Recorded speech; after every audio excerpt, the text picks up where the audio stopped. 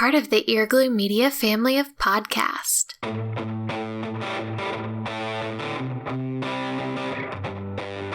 You're listening to the Cantina Cast, your home for thought-provoking Star Wars talk.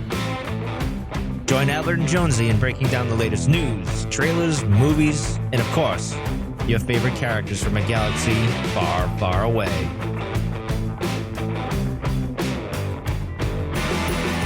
Hello, everyone, and welcome to the Cantina Cast. My name is Albert Padilla, and I am all the Jedi. This is the long-awaited episode 306, the Rise of Skywalker reaction show, where we're finally able to kind of talk about spoilers and give you a quick breakdown of, how things panned out for us, what stood out, what didn't stand out. We'll wrap up the show at the very end with kind of a brief look on how the trilogy did and the overall saga and how that sat with us. Maybe talk about how we rank the movie. I thought that'd be kind of interesting to do, and maybe look at also what the future holds for, future Star Wars movies going forward. So joining me today is none other than the second half of the dyad. I'm speaking of none other than our very own and very redeemed Jonesy. Jonesy, good morning. Welcome to the show and welcome to life without a Star Wars movie in sight. I was going to say without a Skywalker, but I guess technically that's not true. You can't say that anymore. Yeah. So close. So close. How you doing? Doing good, man. A little tired. I'm excited. I got my tickets for my second showing, which will be tonight at midnight. Today's December 20th, Friday. So I saw it last night, of course. You've already seen it a couple of times. So you've seen it three times now. 3 times. Oh, you said you've had a lot of opportunity to digest this. I've just had the one. So I know. Yeah, it's unfair. Well, we'll talk about it because, it was a lot. A lot to take in.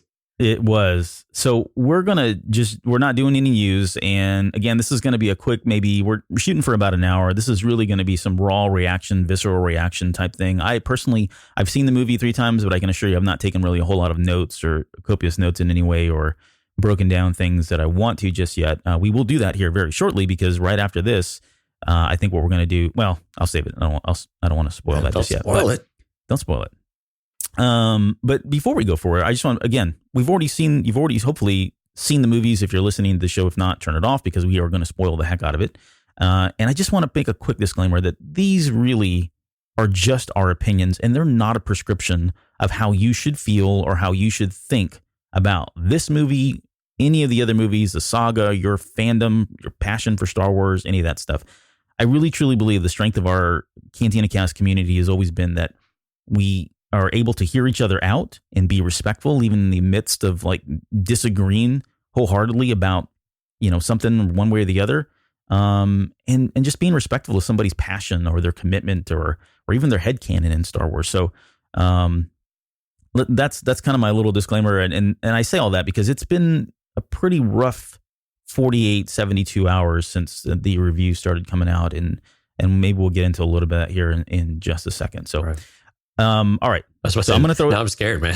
No, you're scared. I'm going to throw it over to you first off. So, because I'm going to chicken out here. No, I'm kidding. I think the first question, let's talk about our theater experiences before we dive into what worked and what didn't. So you had one showing. What time was that at? And what was that like for you? Right. Yeah. We did we'll call it the 10 o'clock PM show over at Alamo Drafthouse, which of course is a very popular movie theater down here in Texas. They've got them across parts of the nation now, but what I like about Alamo is before the show, they do all of these commercials and they do different interactions. They really customize it to, especially these bigger movies, to the content that you're going to watch. So it was very Star Wars centric. They had the Yoda seagulls thing playing and that type of deal, which everyone was getting a huge kick out of and really having a fun time. But quite honestly, it was pretty subdued. There wasn't any applause at the start. There wasn't any applause moments during, I think when Lando came about, there were a couple of Lando type of things, but there was no applause afterwards either. Now, I didn't get a sense of negativity or anything like that, but I didn't hear a whole lot of anything either. It was actually very, very muted. So I'm curious. I'm going back again tonight. I'm going to go back to Alamo again tonight, and I am curious to see if I have the same experience tonight as I did last night. How about you?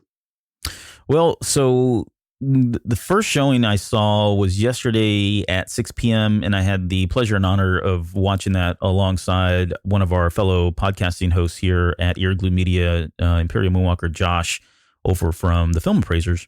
And we got there. I got there like right at 6 o'clock. He had already bought drinks and everything else. So, and soft drinks, not alcohol drinks. And No fun. yeah, so we sat down, we watched it, and I would say that audience we had clapping, we had cheering. I don't think anybody stood up. I think when we got to the very end, when the kiss happened, there was somebody, and she was a female, like right kind of on the next row in front of us, down and to the right. She was stomping her feet, and she was trying to really subdue how much she wanted to just yell. You could tell, and that got some people kind of not laughing at her, but just they thought it was funny because she was that excited about it. And then at the very end of the movie, there was clapping as well. There were certain moments where there was clapping and cheering, like for example, when the fleet came in. That got a big rouse from the audience. The opening crawl got a lot of arouse from the audience. So it was I wouldn't say it was over the top, right? I mean, it wasn't like crazy people cheering and standing up kind of thing, but they were definitely engaged and active in that showing. The next showing I went to was at 11, and that one more of the same thing. I would say they were probably a little bit livelier than the 6 p.m. showing, and a lot of the same moments, which I think is cool because it sounds like there's some consistency with what resonated with the general audience. Although I say the general audience, if you're going to an 11 p.m. showing, you're probably not part of the general audience. You're probably more of a harder core fan. Right. And then lastly, the last showing I had, which was right at like 1:30ish or so, that one was really lively. And again, I think it's because I really do attribute this to the fact that if you're there that early in the morning, Right. this means something to you, right? Or you just couldn't find tickets anywhere else. But Right. I mean, did it seem like there were groups of people? Because what I noticed with one of those really late shows is usually they're going with Yes. a pack of people. Yeah. Oh yeah, for sure. Both showings, the first two showings, there was definitely packs of people. The third one, I don't know because I literally got there. I think I got there like 10 minutes late after the movie had already started. I was really tired. But yeah, I didn't really get to see who kind of came in together on that one. Yeah, and I got to give shout outs because Twan, 4 Miles from Discord, went with me, as well as my neighbor Justin and my buddy Jesse, Jesse's seen all of the other, I'm going to call them modern Star Wars, post prequel era Star Wars movies with us. And so it was one of these things of, we have to do this one last time, right? So close out the saga and close out the movies, at least what we have on the slate today. So yeah, so that was kind of my crew for it. We had a crew of 4, went over to World of Beer beforehand. Nice. Might have had a couple of alcoholic drinks. Had some drinks. Sufficiently lubricated coming in, yeah. All right. Well, so yeah, I guess so overall, I think it was a positive experience, at least for my 3 showings. I mean, there weren't anybody booing or anything. And I think on all 3 of them had people leaving. And as they were leaving, talking about how it was good, and went into the bathroom and there was guys in there talking about, did you like it? Yeah, I loved it. That was great. And everything else, So from that perspective, I think, and this reflects in the general audience score. If you look at that from Rotten Tomatoes, they were holding that off on that because they have to for obvious reasons. But the critic score was, I think as of this recording, it's still like at 58, 59%. But the audience score has been hitting about 88%. And there's quite a few reviews that are in now. So, wow. But we can come back to that in a second because I've got some more thoughts there. So I guess just quickly, do you feel, and this is a loaded question, do you feel it lived up to the hype, and why or why not? Oh, goodness. It's difficult because they didn't really give us a lot of, I guess, well, let's talk about what hype means. So the hype means, end of the saga, end of the Skywalker lineage, any kind of end of an era, if you will, end of 40 plus years of a singular, roughly singular story. Right. And I think, did it live up to that? I think you could probably argue yes, right? Because we brought enough of it brought enough components that we were familiar with and it resolved a lot of that, especially with Palpatine and how he fit back in, at least in some rough ways. And it was pretty epic in scale. It was pretty grand. There was a lot going on. There was a lot of action. There were a lot of really, really good and great moments in it. So I think from that respect, it did. Did it really tie everything together, though? I think that's where we start to maybe see a little bit of a dissension, a little bit of disagreement of whether or not how well it did some of that. I think it did it okay and did it pretty well in some areas, but in others it was still a bit disjointed, and they had the cards a bit stacked against them, right? With Carrie Fisher in particular, But, I think overall, I think it did pretty well to deliver on the hype. Maybe not as much as we had, kind of hoped, given how some of the later trailers in particular were really starting to get really exciting. The cuts they had on those were really, really cool. Yeah. I don't disagree with that. I think from, I guess my quick answer and the one I've been just regurgitating here is it, and I hate to say it because it sounds cheesy, but it really just depends, right, on what your expectations were and what hype is to you. Right. If you were hyped about, and that's the problem. I mean, I guess that's been the bane and the boon of all of this is, depending on what you were going in and wanting to see, you either met those expectations and lived up to the hype, or completely let you down. And I don't want to get on a soapbox here, but I've said it a few times now in Discord, and I think I even said it on social media. This idea of fan service is just getting kind of overblown. I don't really like the term fan service. I think fan service is fine when you've got something that's very much in its infancy and there's not a lot of dimensions to it. With Star Wars, we're at a point now where there is nothing that is fan service, in my opinion. It's so huge, and there are so many factions of people that like Star Wars for different things, and I mean really different things, that it is hard to say that any one particular thing is fan service, because the minute you label something as fan service, you've got to understand that you've just alienated a number of other people that don't want that don't like it, that don't feel it's important, and it's not Star Wars, right? So from that perspective, I think it really just depends on what you went in with. I think for the general audience, though, I think it met expectations, and I think it lives up to the hype. I have this unofficial, very primitive way of gauging whether or not the Star Wars movies do well, and I always call it the Padilla family factor. And that's not a slight against my family. It's just they are avid movie goers, but they're not really big Star Wars fans. I mean, they like the movies and they want to go in and have a good time and be wowed and wooed by all of the Star Wars magic and lightsabers and blasters and stuff. And I think they represent, I think they're a microcosm of the general audience and the populace at whole. And I can tell you, I've been pinging all of them, this vast Hispanic family that I have, and asking them, how are things going? And did you enjoy the movie? And it's been overwhelmingly positive. Like they are not brought in, they're not, drudging to the quagmire of all the stuff that we're seeing on, Twitter and Reddit and anywhere else that people are really disgruntled, because that's the stuff that's closest to us as, podcasters and people that are really into the fandom itself. We see that and we live it, and almost feels like that's all we get. But I think if you look at the general audiences and when they go in with this stuff, they're not really looking for that stuff. They're not looking for the meta. They're not looking for these overarching grandioso type things. I mean, to them, it really wasn't even, again, this is going to sound bad. I can tell you from their perspective, it really wasn't about tying the whole saga together. I mean, if it happens, great. But they were more interested in understanding what happened with Rey and Poe and Finn and why the Emperor was back and what happens to him. And I think from that perspective, even though it may seem limited and kind of shallow, that's exactly what happened. I think they got what they wanted from this movie. So there's two things. Anyways, that's my there's two long things. Answer. Yeah, and I don't mean to interject, but I think it's a tag onto that. There's two things I really see when people go to the movies, whether or not they enjoy it. One, does it make sense? And then two, was it entertaining?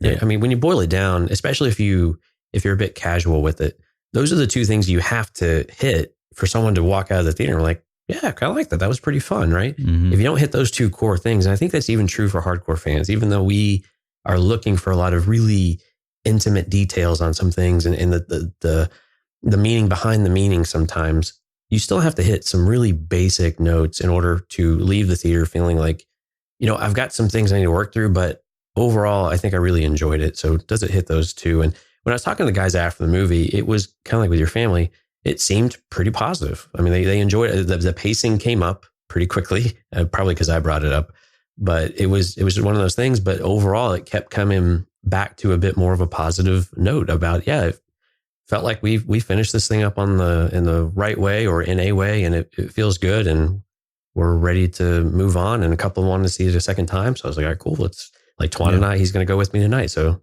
Twan and I are going to go see it a second time. And what's been interesting about Reddit and things like that. So I got another text and I was like, okay, well, what I've been reading on Reddit, it's actually pretty positive. I'm like, really? Reddit has something positive to contribute? Because usually it's a bit of a mess. Or it usually swings a bit negative. At least that's what we have seen. And maybe that's because of what we're reading or the stories that we're kind of looking at. But I was actually a little bit surprised by that. But again, the audience score is speaking volumes, especially if it maintains that high of a score.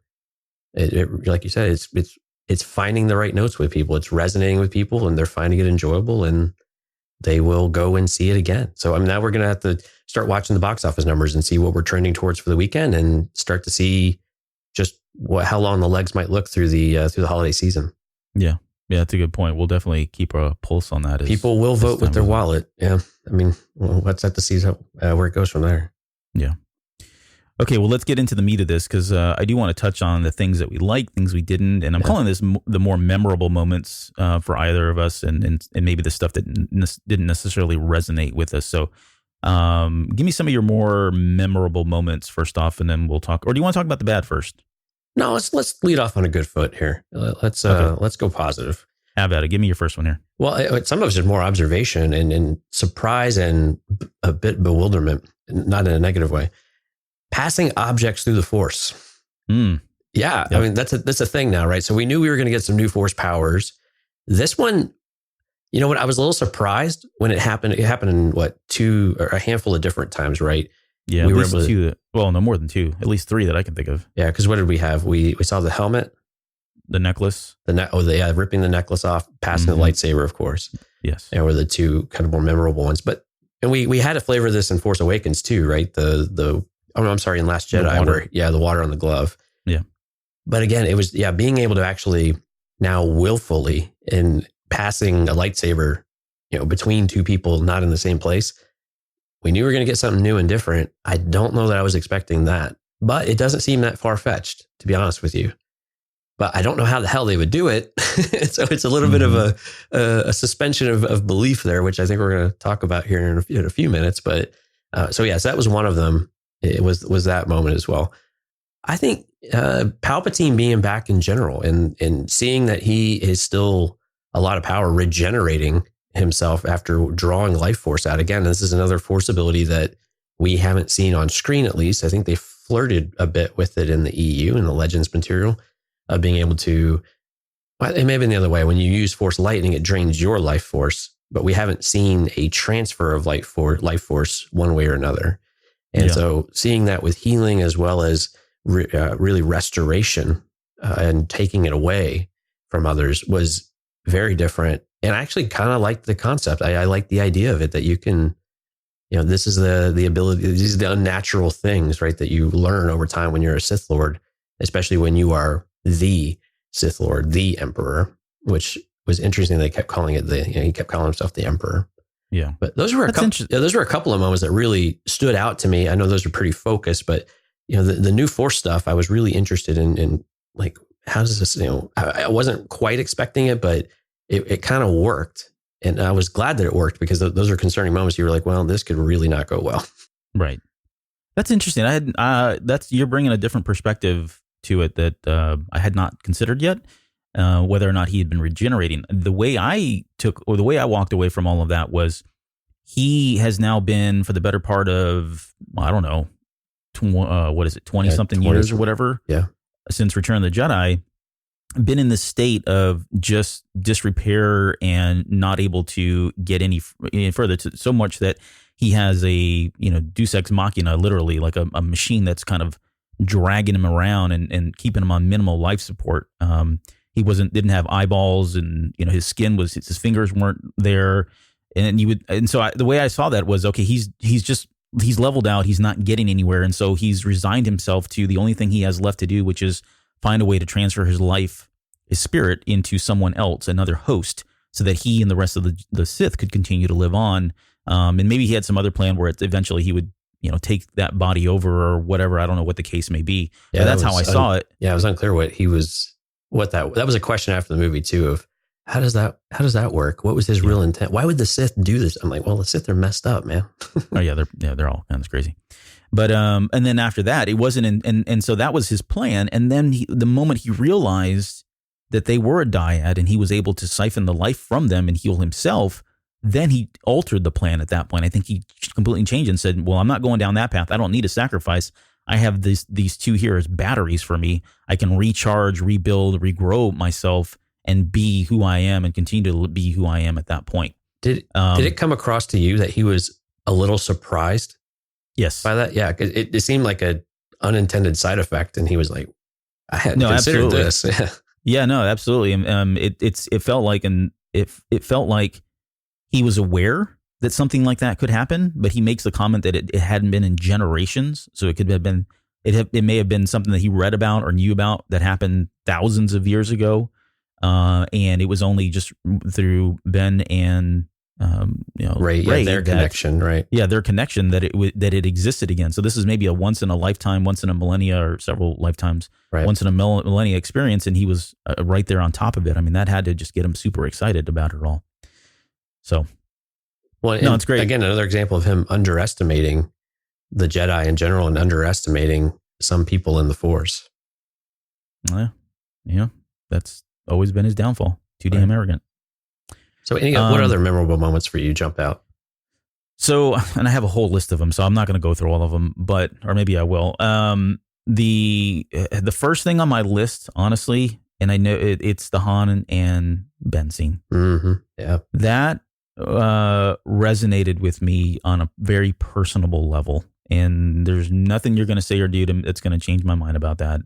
It's just something about being a father and having sons, and and even in my own personal life, having done things that, and I didn't do anything horrible, but just things that I just regretted, that I never understood if my father had ever really accepted any of that stuff, or really understood or forgave me for any of it.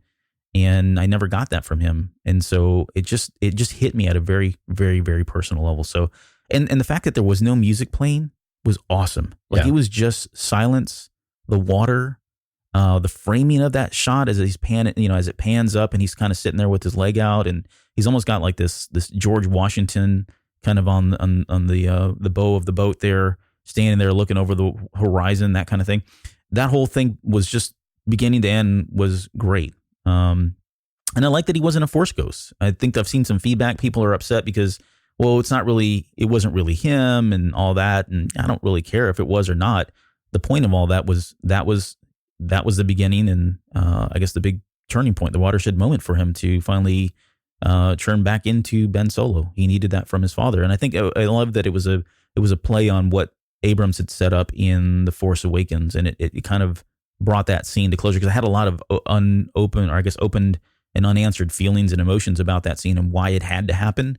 And although it wasn't pulled off 100% or executed exactly the way I thought it would, I think at least he did try to tie that up. I did appreciate that. Yeah, and I think it worked. And again, I think it ties back to Last Jedi too, with Luke's comments that, I'll always be with you just like your father.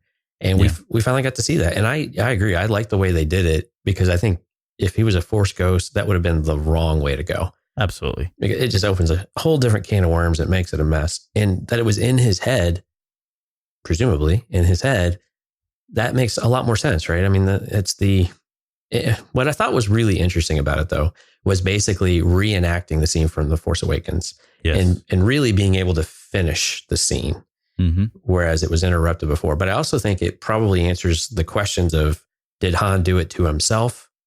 And I think the answer is no. Right. I mean, we seem to get a pretty definitive, at least from my perspective, that no, Kylo did it. He ended the conversation short because he wasn't strong enough to do what he actually needed to do. And Han never was able to get out the rest of what he needed to say or what he should have said. Yeah. Yep. Which I think was great. When it started happening, I was concerned. I was like, oh, we're going to retell this now. But with the way that it went, and as simple as it was, I thought it really worked well. I thought it was exactly what he needed. It was the moment that we needed to see a true turning point for him. And we had always speculated it would be Rey or a Leia, but no, it ended up being Daddy Dearest. Yeah. And that's great. One of my, I guess, other highlights is, and I really thought about this a lot, because every time I was driving home after the movie, I kept thinking, okay, so what stood out for me, right? What is the one thing that I keep focusing on, that I keep going back to, fresh in my memory, that I wanted more of and really enjoyed what I saw? And it's the moments between Adam Driver and Daisy Ridley as Rey and Kylo Ren, or Rey and Ben Solo. That to me was all the good stuff. Like they did an amazing job, I thought, on their performances, and the whole relationship and the Reylo aspects of it. I thought worked really, really well. And I really wish we would have gotten more. And I've said this already on social media and Discord a few times now, but I don't, and I'm going to get into what I didn't like, because I didn't like the fact that once he was redeemed, we didn't hear him say a single thing from that point on. Adam Driver didn't say anything at all. The only thing he said was ouch, and which was a lighter moment, no pun intended. But it was a lighter moment, and I think that was intentional. I don't think it was meant to be serious. I think they were trying to just show that this is really Ben Solo, and he's now a very different person in a lot of ways. But anyways, just the moments of them on screen together, the chemistry that they had, his performance and her performance together. I just think they really did. I wish we would have had more dialogue after he had been redeemed, or just some way to. And I don't know how, I'm not going to even try to go on. I'm not doing this on the air right now. I'm not going to try to go in and second guess what they could have done and should have done and all that, because that to me requires a lot more thought and time, right? Because we really start altering the storyline and kind of some of the main plot points and what they were trying to do in this version of the movie. But yeah, just viscerally, I just wish that we would have had more with them after the redemption. Right, but I think it was really an important moment when they clarified who Rey was attracted to. Right, during, I think, kind of in the middle, she connected with Ben Solo. She connected with Ben, not with Kylo. So right, she said, "I would have taken your hand. I would have taken Ben's hand." Yeah, she wanted to take Ben's hand. Right. Yeah, exactly. Right. And I thought that was an important statement to make. And I think it was important for the audience to hear, especially for those who might be confused, or they might really have a negative reaction of how is it even possible that this person is entertaining these thoughts with this monster, the self-proclaimed monster, and some of the atrocities that he's done. And you really have to, she views these as two entirely different people. And I think Leia and Han and Luke look at him like that too. And I think even to an extent, Snoke did, right? Mm-hmm. He saw the fracture. He sees the differences between the two and how they operate completely separate of one another in some ways. And so I thought that was an important distinction to make. I thought it was good for us to hear that and to see it more vividly. And you have kind of a retelling of that scene as well, of extending the hand in some ways. But I thought that was a good moment to set up what we had, even if you don't want to call it a true redemption. We start to see what Rey's perspective on it was. And it was simple. It didn't go into a lot of detail, but it was, I think, exactly what we needed to hear for the folks that were maybe really confused about why that was even possible, or how that was even possible, and why she would put herself through that. Yeah. And I think if you're being honest with yourself, right, and we talked about this in the last show or not, but Rey's greatest strength is her undying,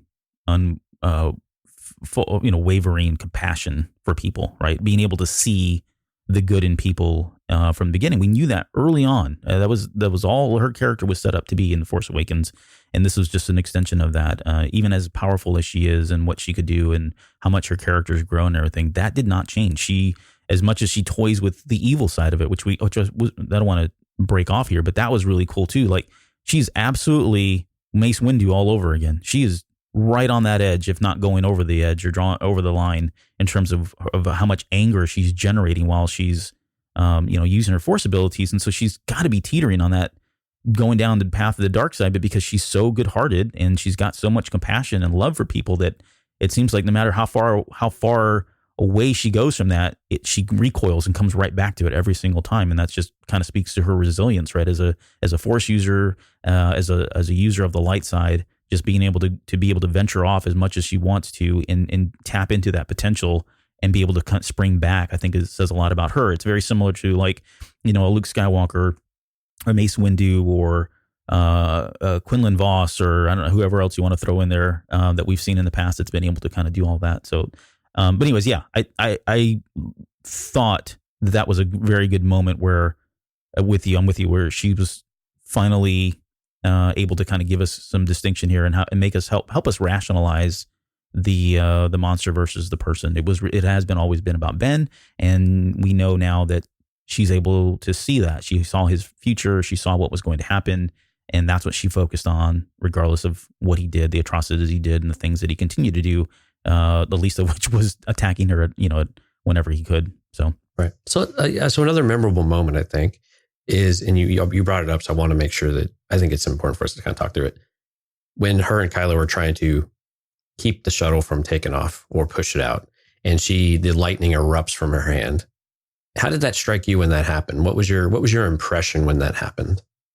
I think it was trying to do two things. Though I saw two things come. Well, I want to know how you felt about it. Oh, yeah. How I felt about it. I kind of get what they were trying to do, but I want to know how you felt about it and kind of what feelings and what thoughts did it elicit from you when you saw it. I guess I was a little worried the first time I saw it because I didn't. They had already been hinting about Dark Raylo and all that stuff, or Dark Ray. I didn't think they would go there, but I was starting to think, okay, are we going to see this? Are we going to see a transformation from this point on in the movie where she is starting to do things and become a little bit darker, and whether would she be able to bounce back?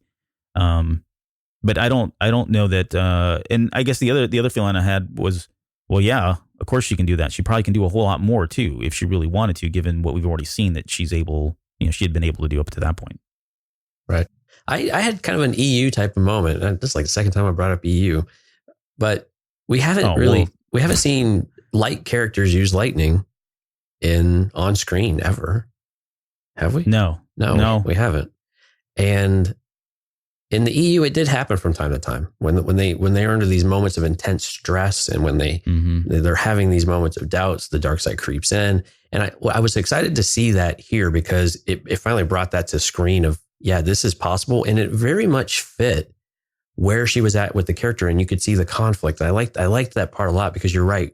She would always draw herself back in. She was shocked. She was really spiritually just, I can't think of the right word. She was taken back for sure. Yeah, she was. Yeah, she was completely taken aback. But it also saw where the character was at, and you start to feel the amount of pressure that's on her. And like you were saying, you could see this path laying before her, and the way that she was going down it was very much where Palpatine wanted her to go down that path and be able to say, you are giving in to all of these moments, and you're willfully giving yourself to the dark side, even if you don't quite realize it. Even though she's got the good heart and the pure heart, it was not going on the right trajectory. But I liked seeing it because it was a moment of just raw power. And I thought that was really cool. And it gave Rey more depth, I think, from she doesn't just do everything right.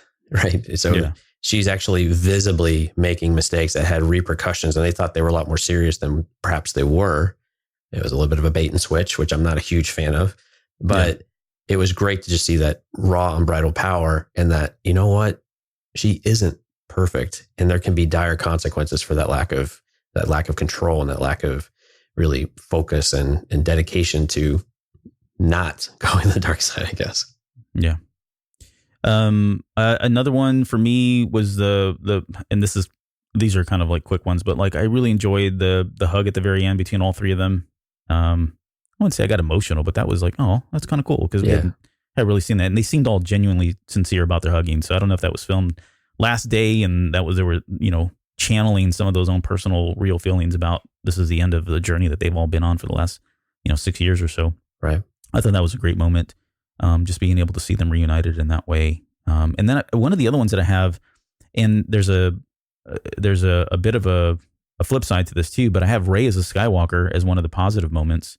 And then I also have Rey as a Palpatine in one of the negative moments. And we can spend more time on that in a future show because I think there's a lot of discussion there. But I do want to touch on one of so another positive moment for me was Anakin telling Rey to bring balance to the Force as he did. And that is going to be controversial. I'm sorry. I know it probably is. There's probably people that are yelling right now and probably shutting the show off, and that's fine. I get it. But it does two things. And this is how I envision it, or how I'm rationalizing it. For me, it confirms that Anakin was the chosen one, and that the prophecy was fulfilled, because you have Anakin himself.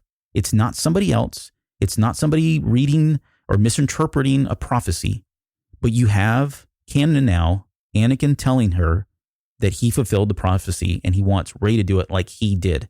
It's coming from the freaking source. Okay. So that's one. It confirms that he was a chosen one. The prophecy was fulfilled.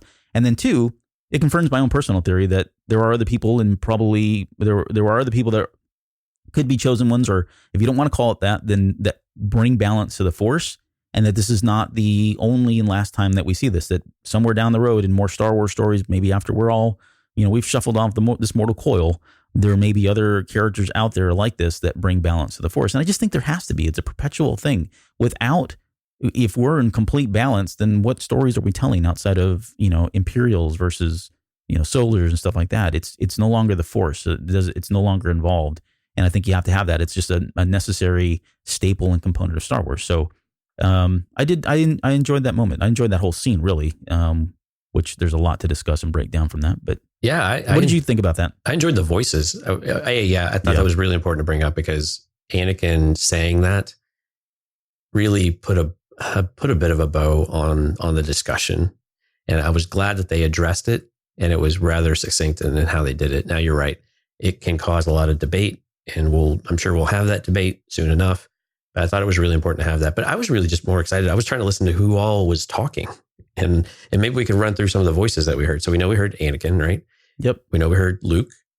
Yep. We know we heard Obi-Wan. Yep. We also heard Kanan, which was interesting. We also heard Ahsoka, which was interesting, right? So let me pause you right there, because we were talking about this last night. I think for me, when I heard Ahsoka's voice, that confirms two things. One, Ahsoka's gone. So I would say that if she's now passed on at this point in the Star Wars timeline, then Ezra has been found. I can't see that story. I can't see her giving up, and I don't think the story is, and this is only just in my head, I really have nothing to base this on, but I just see Ahsoka's, that was the last thing she did, is she found Ezra. So it confirms that Ahsoka's gone, a Force ghost now, but it also confirms that Ezra's out there, and now it brings up a whole lot of questions about, well, where is Ezra at? Right. Why wasn't he here? And we didn't hear you would have thought we would have heard his voice. I would guarantee you we would have heard his voice had he passed on. And so that gives me hope for something future with him, because he is one of my favorite characters in Star Wars. But sorry, go on. The other voices. We also had Qui-Gon, which was a nice surprise. I honestly wasn't expecting that. Mm-hmm. And then, of course, we had Yoda. Was there were any other voices? So Mace Windu. Oh, I missed that one. Yeah, I can say this online without getting in trouble. When the credits rolled, I looked over at Josh and I was like, "Hey, let's stick around for just a minute. I want to record the credits because I want to see who the voice actors were." So I stuck my phone in between. I put my legs up and like squeezed it between my legs. Legs were up. I don't know if you can even visualize this because it sounds really graphic. But anyways, yeah, it does. And then I put my hat over it so you can see the back of the screen, and I just recorded going well. I know. I recorded just the footage so I could do it, and I've posted some of that stuff in Discord now, so I'm actually looking at it. But yeah, it says Anakin Skywalker is Hayden Christensen. Luminara Dooley was on there, so that was Olivia DeBose, so the original actress. Ahsoka Tano, Ashley Eckstein, Ayla Secura. So Jennifer Hale was brought back to do that one. Mace Windu, Obi-Wan Kenobi, and they've got Ewan McGregor as well as Alec Guinness listed in the credits. Well, yeah, because they did a blend. Yeah, they did a blend in Force Awakens, so not surprising there. Yeah. Yoda was Frank Oz. Adi, and I never knew how to pronounce her name. Galia. She's that one. She was in the Clone Wars a few episodes. Yeah. And that's Angelique Perrin. So the same woman that did the Clone Wars voice. Freddie Prinze Jr. came back and did Kanan Jarrus. And then Qui-Gon Jinn Liam Neeson as Qui-Gon Jinn. Those are the ones that are officially listed. Now, the third time, I really listened in to see if I could hear anybody else, and I could not. Right. So I don't think they'd pull a fast one on us and leave a voice in there and not credit it in some way. That's a lot of voices. I'm surprised they pulled some of those characters in. I'm assuming just to round out and give you a little bit of variety and mask some of the voices, because we would recognize the main characters quite a bit. But yeah, that's interesting. I had no idea. Yeah. Anakin has two lines. He says two things. Yoda says a few things. He says, and a lot of them just say Rey, right? It's not a whole thing. But Anakin does have another line that he says a little bit later. Same thing with Ahsoka. I think she only has one, but it was mostly, and Mace Windu only has one. It was mostly Kenobi, Yoda, Luke, which we didn't even mention. Leia, right? We heard that one too. So, but yeah, I thought that was and the whole point of that was, if she really is all the Jedi, then they needed to get as many Jedi as they could to to be a part of the show. It's interesting though that they chose some of these characters, right? Like Right. Ayla Secura and, Adi and Luminara. Although some of those were in the Clone Wars, and we had, was it Luminara that was in Rebels in the beginning? She wasn't in there, but they were talking about she was at the Spire. Yeah, I believe so. I can't remember, but one of the characters came back and it turned out not to be her. But so I don't know whose characters or whose favorites they are, but they seem to be showing up in other, shows and movies. So, well, again, we were tying the saga together, and so these make a lot of sense, even if you don't recognize the voices, because honestly, Ayla Secura never spoke in the movie. Not in the movie, right? Yeah, she did. Yeah, she did in the Clone Wars cartoon though. But yeah, I thought it was good. I mean, I like that better than having a visual representation of all of these Force ghosts, like a movie poster, and we just show them all.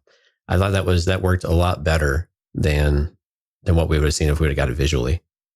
But you're right. Yeah, if she encompasses all the Jedi, let's see all the Jedi. All the Jedi.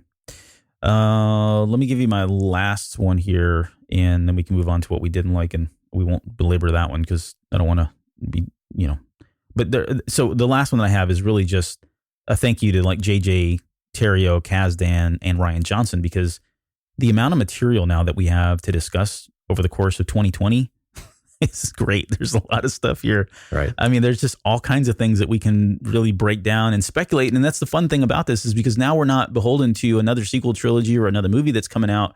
We're going back to Cantina Cast days of long ago, where it really can be a lot of speculation because, we don't know what's going to come out, and we can have a lot of fun with that, and not feel like we're pigeonholed, much like the writers probably do when they're trying to write sequels and, content beyond that. So I think it's going to be a fun time to really kind of come up with a lot of tinfoil hat theories and stuff like that. So there's just been a lot. There's a lot to unpack in this movie. Yeah, and crap, we have one more. We got to talk about Rey's new lightsaber. Yellow blade. Yep.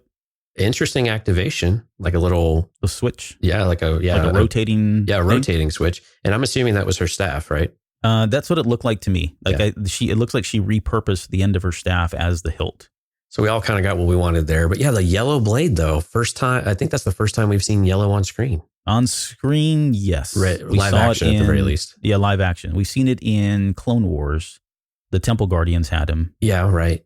But from a Jedi. From a pure Jedi, not a consular. No, not unless you get into the EU. And the prime example would be anything in the Old Republic, where the counselors, that was kind of their default lightsaber blade. Right. Yeah. But it came out of nowhere for a lot of people who aren't familiar with any of that content, because they thought it was red, blue, and green, and a little purple. Yep, and one purple.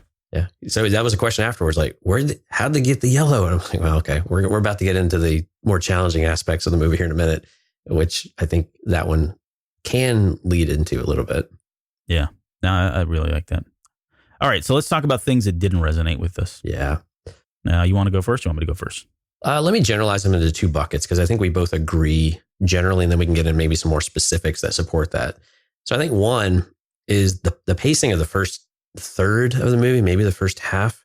An hour and 20 minutes. I timed it. Yeah. So over half the movie was at breakneck pace. And it was coming at us really, really fast. They were quick scenes. They weren't even long extended scenes. We were jumping around the whole idea. I mean, what do they call them? The micro jumps or whatever they were. Yeah.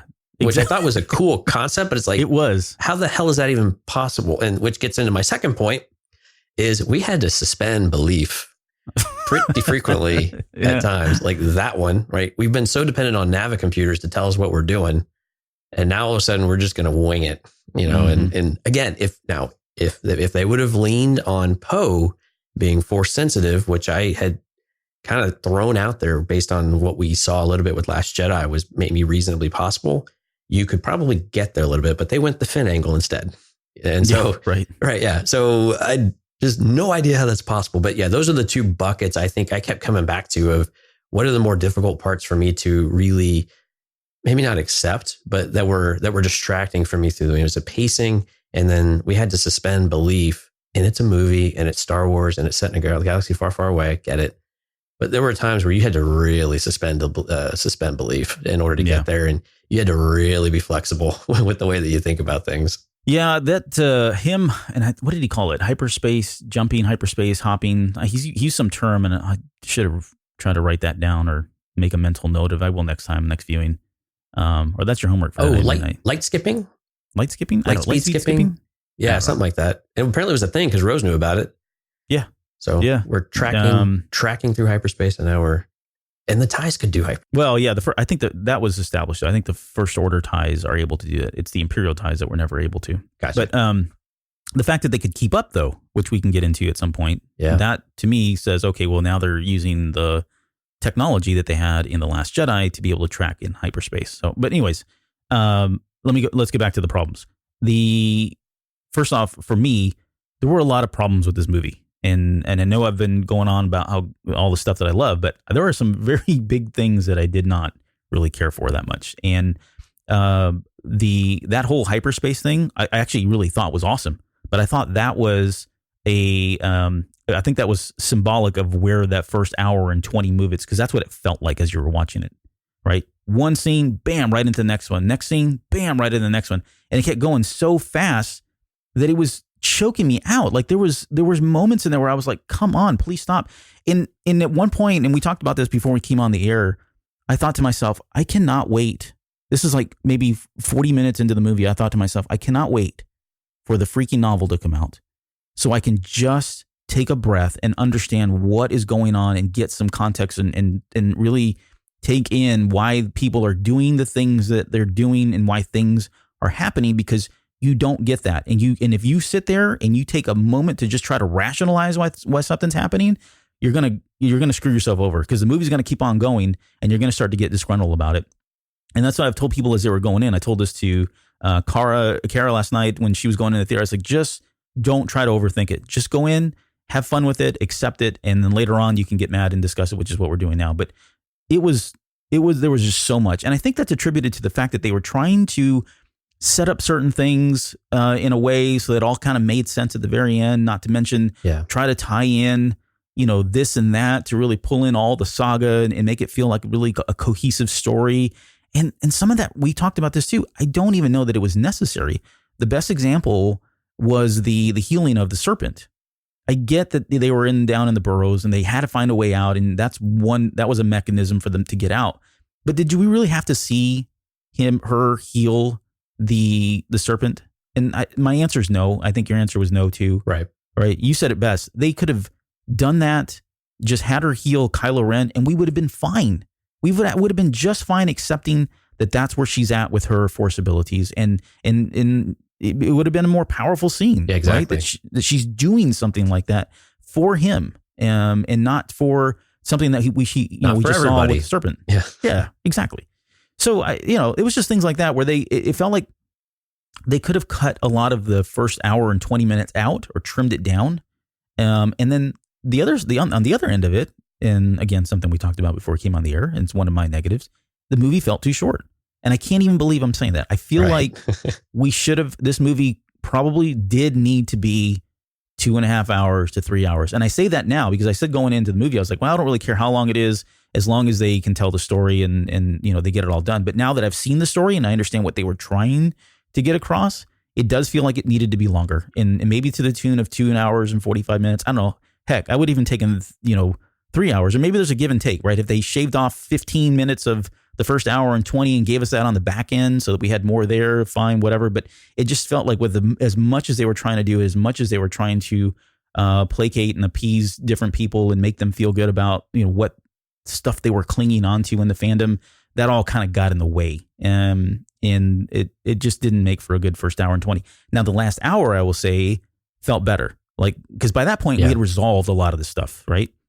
We were past it all. There was very little things that we were trying to tell at that point. We all knew where the story was going. It was very focused, very concise, and an hour was just the right amount of time, I think, to kind of get all that out. And it helped all of our characters came into the same place, right? We were a little fractured early on, but I'm with you. I mean, this was 2 hours, 21 minutes? 20 minutes, yeah, something like that. Even an extra 15. But the problem with saying some of that is all of that extra 15 or 30 minutes or whatever would have gone into that first part. And while it would have eased the pacing and eased the tempo a little bit, I got to be honest, it was nice to get through it all too. so that we could get where we wanted to be and get that thing. But yeah, it really did feel like it was that they had to tell more story than maybe they needed to. And I think this is where we were hearing some of the negative feedback in the communities of Last Jedi didn't do enough to set this movie up. And this movie is trying to adjust for all of that and trying to compensate for it. And I don't necessarily agree with that on many levels, but I can see their point that this one had to really reestablish where they're at right now. Whereas the other movies, when I think back to like Empire, we didn't have to really do that. We landed where we were at. It had been a couple of years or whatever it was after A New Hope.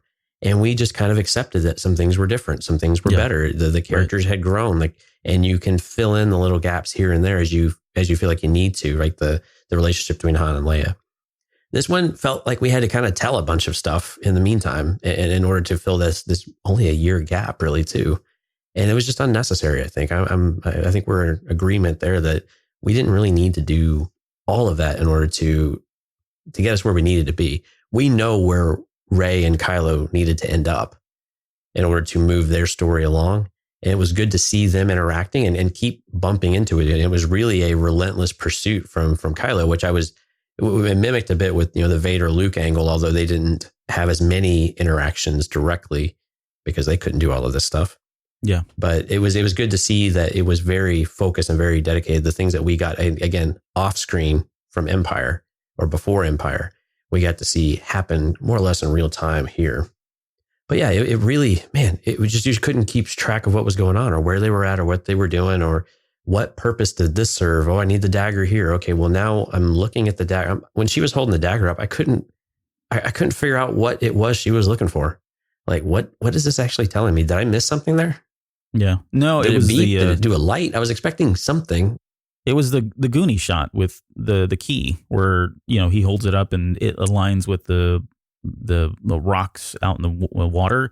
It was the same thing. It was the crest. And then she lined that up with the profile of what was left of the wreckage. And it had that little thing that came underneath that pointed to exactly where, right. The, whatever it was called now, the Wayfarer device or. Right. Okay. So I was on the right track. I was looking for all that, but for whatever reason, I could not focus on it to see exactly what it was lining. I couldn't see that alignment when it finally came up. It was like, oh, nope, there it is. That's the system. Yeah. They didn't hold it up. It was a pretty quick shot, but yeah. The other problem, and so the pacing and all that, that's actually my third thing in probably in order of what I had issues with. Number two was being longer or cutting more out at the beginning. But my overall biggest problem with this movie is going back to this idea of fan service versus subverted expectations. I have some pretty strong feelings about the fact that they really tried to, depending on who you are and how you feel about Star Wars and how you feel about Rian Johnson versus J.J. Abrams and all of that, you probably have a different opinion here. But as objectively as I can be, it does feel like J.J. Abrams and Terrio set out to try to give something to everyone, but not everything to everyone. And that was a dangerous game they played. And I don't think it's paying off with the hardcore Star Wars fans because, again, you're getting into these pockets of fandom that hold on to certain aspects or elements and cling on to them. And they're very real and they're very emotional, very passionate about these things. And there's nothing wrong with that. But it made a lot of people upset. And I think that, again, they were trying to do that. And I think there was probably goodwill or good intentions. And I don't think they realized the repercussions of what was happening here. So the best example I can give you is the Reylos. My heart's honestly breaking for them because they got what they wanted in that he was redeemed and they kissed. And then that got pulled right out from underneath them. Right. They didn't get the whole picture. They only got one half of it or 2/3 of it or whatever, how much they wanted. They didn't get the whole thing. And that is kind of, you're almost doing a disservice at that point for that group of fans. And that's just one example. We can maybe down another show because we're getting low on time here. We can talk about all the other things, whether it was the lightsaber. I mean, there was things in here where it felt like they were like, okay, well now we'll make the people that hated the lightsaber being thrown over his shoulder happy. And so they gave those people that scene where Luke catches the lightsaber and then says something really coy about it. It didn't work. Like they should have just taken a path this is the larger issue that we've always had from the beginning is they should have just had a story to begin with from beginning to end, laid out all the big boulders and all the plot points that they want to hit, tell that story, allow the writers to kind of have some creative liberty in how they get there, but they have to meet these covenants and they have to meet these milestones with regards to the story. And that's not what happened. And so we've got what we got. And it kind of leads to this next thing. My fourth one is there's more, it does feel like there's more disconnectedness overall between 7 and 8, 8 and 9. But oddly, 7 and 9 kind of feel like they're more closely aligned. It feels like this is a sequel to 7 with some elements of 8 kind of mixed in there because they couldn't get around them. They had to speak to them and they had to address them and not pretend they didn't happen in any way. So that's what it feels like. It feels like it's a continuation of JJ's original story. He did what he could to kind of get it going, to get it there, with almost leaving out again those elements of The Last Jedi, which I think kind of alienates some of the people that were looking forward to those elements as much as some of the people that were looking for the elements of The Force Awakens didn't get them in The Last Jedi. That's a lot to unpack, man. Sorry, dude. I know. It's just, there's just so much here. You've been stewing, and behind the scenes, Albert's been stewing on this for days, people. So yeah, that's true. It really has. Ever since the premiere and things started coming out, Albert's been very vocal about some of this. So, and I've been doing vocal to you and Mike, not really. Yeah, no, right. Yeah. This is all kind of behind the scenes. So it's good. This is therapy. This is what therapy with Mike looked like in Last Jedi. Right. Not quite the same.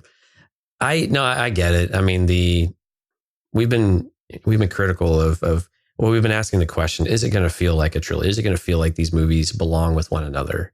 And they tried. I think they really did try. I think Abrams really did try to do some of that. But you're right. At some point, it's just a little too much. It's a little too much in your face, a little too on the nose, if you want.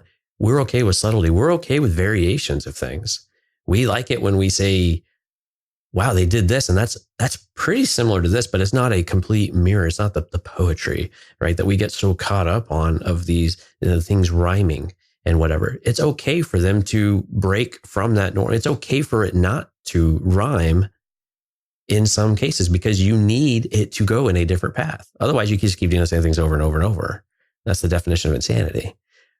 So I wish we would have had a little more of that of like, yeah, we can still get to some of these paths. Can we do a little bit differently though? And I like the examples that you brought up as well, because I don't know. It doesn't really feel like it felt like a totally standalone movie, to be honest with you. It really felt like this one could have just sat there and it almost told an entire trilogy of story in one story. That's not fair and that's not true, but some people really do believe that's the case. And I can see aspects of that where they felt like they had to tell more than one movie's worth of story in this one film. And they didn't have to. They really didn't have to. I think they could have approached some of the entry points a little bit better and got us where we wanted to go and had it a bit more streamlined. So if you want to meet that movie time, you could have done it a little bit different way and not made it so complicated to get there. The other, I guess the last few things I didn't like is one, Ben dying, because that's going to just break my kids. I don't even know what to tell. I haven't told him. Well, the way he died was a little, it was like Shmi all over again. Well, it was like, it was like Shmi. Cool. It was just like, oh, let me just collapse backwards. Yeah. I've got some cool, I say that. They're probably not. Smiled, I have some theories about how he died and why he died and maybe what's to come, but we'll pick that up when we do our Kylo Ren discussion or Ben Solo discussion. So that was another one. Him dying and the way he died was a problem for me. I think it's really, I don't know what kind of message that sends to kids outside of, hey, don't do bad things because this can happen to you. You're going to, life sucks and then you die, kid, go brush your teeth. And then Rey as a Palpatine is the last thing I had on my list. And I just, I don't know. We go back and listen to those shows when we were talking about who Rey was. This is at the bottom of my list. I really did not want her to be a Palpatine. And here it is. I have to just face it and accept it that she is. I would have almost preferred she just continue to be a nobody personally. Right. But it is what it is. And I get why though. We're going to hit this up and I'll just break it, the spoiler now or the heads up because we've been alluding to it. But the very next show that we're going to do after this is Rise of Skywalker. And we're really going to get into Rey as a character, dissect it, break it down, what happened, why. And I think this is where I definitely want to touch on this aspect of it where she is a Palpatine. And I get why they made her a Palpatine, because if they don't make her a Palpatine and they make her a nobody, then a lot of what we saw in the movie about her and how she self-identifies, especially all the way up until the very end, is kind of meaningless then if she's not. And I think there's a story that they're trying to tell there. Yeah, and it just doesn't it's the grandparent angle, I think, that really confuses people, because now you have a generation in between. And that's again, a theme that came out of the movie. And I'm with you. This is the way that I don't necessarily have a problem with her being a Palpatine. I don't necessarily think I like it, but I don't necessarily have a problem with it. I have more of a problem with how they executed it with someone in between. So Palpatine had to have kids first of all, and then they had to have a kid or something to that effect. Yeah. So in the movie, he does I forget where it is. I think it's Kylo Ren mentions your dad was, and so alluding to the fact that her father was the spawn of Palpatine, not the mom. Yeah, and I just don't like that. So anyways, I mean, when I think of things I just don't like, that the way they executed that, I'm not in that one, because I think there are other ways you could do it, even if you want to go the Palpatine route. I mean, hell, I would have liked the angle. We'll go into it in more detail, but even what we saw in the Vader comic about influencing the birth of a child, yes, and creating life. I mean, hell, let's go that angle. Let's do it. Let's rip that Band-Aid out. Let's just do it and say this is the path we want to go, and it's cool and it's different and it lines up with the character perfectly. I don't have to suspend a lot of my belief to get to that point. I can argue that, and I can help others get there too. But it's really hard. I am at a loss for words as to how to break this one apart and figure out how the heck this actually works. Well, we can do that, because I do want to have a show. We're going to try, though. Yeah, no, we're going to try, and I'd like to do that when we talk about, maybe not that Rey. We'll probably touch on aspects of it with Rey as a Skywalker, but I do want to have a Palpatine discussion, like an actual show about him, and Absolutely. break him down from this character. So we'll definitely dig into that a little bit more. All right, so we said that we keep this at an hour. We're over an hour. I guess we'll just do one final question here. And it's the really tough one, but I guess overall, and I hate to do this, but sorry, if you had to rate this right now based on your one viewing and limited experience so far with the movie, where would you rate this on a scale of 1 to 10? So right now, I'm probably at more like a 6.5, but I have a feeling this is going to tick up a little bit closer to a 7 when I can not be just slammed in the face with all the scenery and the changes and the pacing. When I can see it that second and third time, which I know I'm at least going to watch it 3 times. Once I can get that to slow down for me, and I can take more of it in and see more and experience more, I think it's going to tick up just slightly. But I really don't see it venturing past a 7.5 for me, for all of the reasons that we had, because all inclusive and including some of the way that they executed some of the characters. And I mean, like the whole I'm a Stormtrooper too thing with Jana is just like, okay, again, just so many, we're taking coincidence to a whole new level in this movie at times. But when I think about those, it's really hard to get it up to an 8. I think you had made a similar comment to me. Yeah. But so I think I'm around a 6.5 now. I think it'll probably tick up a little bit, because I did enjoy it, but there were just some things I need to see how well they resonate, to see if that score ticks up a touch. So unofficially, after the first viewing, I think I said 7. I think that's what I told Josh. That's what you told me. After my second viewing, it was a 7. And after my third viewing, it's a 7. So all it's sevens, not really baby. all 7s. It's not moving much for me, and that's not necessarily a bad thing. It's not necessarily a good thing. And what's happening behind the scenes is, as we continue to break this down, for everything that I find negative again about it that would potentially bring the score down, there's something positive about it that brings the score up, and vice versa. So right. I don't see this trending. I don't see it getting any better for me, if you will. I'm not saying it's a bad movie. Again, if I just had to tell somebody, hey, what did you think of the movie? I would say it was a fun ride. I enjoyed it. Sorry, not sorry that I did. Is it the best movie? Heck no. Do I have a lot of really hard time like reconciling some of this stuff?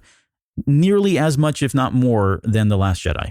Yeah, because that I walked out of that movie, and even after subsequent viewings and discussions and all that on the show, I never really I don't think I made any headway with it. I think it's still kind of right around the same for me, about a 7 or an 8 at most. So I don't see the needle moving very much with this movie, because for all the stuff that it does really well, there are other things that just kind of bring it and pull it back down as well. I think it's. If I can make one quick comment on that one, I'm sorry. when I look at it's interesting comparing like or how do you reconcile the more difficult moments in Last Jedi versus this one? Like I've kind of identified how I am struggling with that. With Last Jedi, it was more contained to certain story elements or certain characters. It was actually a bit more of a simpler story, right? So you could bundle them into these packages. With this one, it's quantity of the things that you have to get on board with, or the things you have to accept and try to figure out and understand. It's just sheer volume at this point with this one. Whereas with Last Jedi, it was really core elements that you could really nitpick apart. You didn't have as much of it though, but you had a lot of it just really steeped in core and really, for a lot of us, in the lore aspect of what we expected from Star Wars and expected from some of the characters, rather than just like, well, here's a list. Yeah, right. And each one of these is something different. They're not all the same. Each one of these is a little bit different. Sorry, I just want to interject that in there. A very different scenario of how that's happening for me, at least. Yep, I can see it. I totally do. All right, I think that's gonna do it for us, at least for this show. Again, quick. I don't know. We kept it reasonably about an hour. Yeah, you're welcome. Could have gone a lot longer than that. Yeah, we resisted the urge. This would have been a 2.5 hour show last year. Yeah, exactly. So last two things before we go. Again, just as a heads up, our next show is Rey is a Skywalker. We'll be dissecting the character of Rey, look at her journey in the course of this movie, as well as her journey from all three of the movies. I'd like to get into that and see how that character finally developed and played out over the course of the three movies. And then I'd like to see if we could maybe get your questions in too. There's some folks that had already hit us up and asked if we were going to be doing a questions feedback show for the Rise of Skywalker. So feel free to send those to us. We'll get something up on social media pretty soon here. Start soliciting those questions, or you can come over to our Discord server and we'll have you can put those in the questions for the podcast channel. So we'd like to put that together here relatively quickly. We've got a lot of content we've got to get through, but I would imagine the next 2 or 3 weeks you can expect a show there as well. Right. So yeah, come talk to us, eargluemedia.com/Discord. We're there a lot. Live there. All right, man. Well, good luck to you. I know you got a show tonight. Anything before we go? No, let's do the jump one last time. Maybe for the last time. No. No, not the last time. Not the last time. Okay, we'll see you guys next time.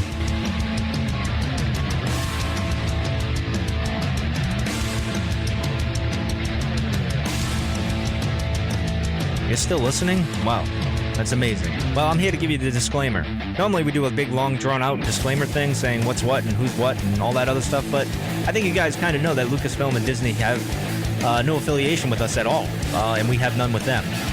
We talk about Star Wars, which is their property, and all that other good, fun stuff, but I think you can tell which is our stuff and which is their stuff. If you can't, well, then send a lawyer to send an email to me, and I'll be glad to chat with them. Other than that, you know what's what, so that's your disclaimer.